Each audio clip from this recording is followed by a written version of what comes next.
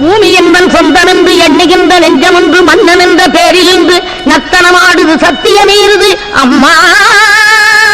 இடி பிறந்து மழை பிறந்ததெல்லாம் வெயில் பிறந்து ஒளி பிறந்ததெல்லாம் இவன் நடத்தும் லீலை என்று எண்ணம் அம்மா.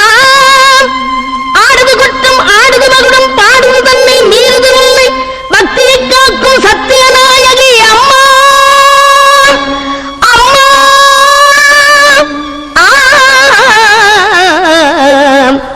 அம்மா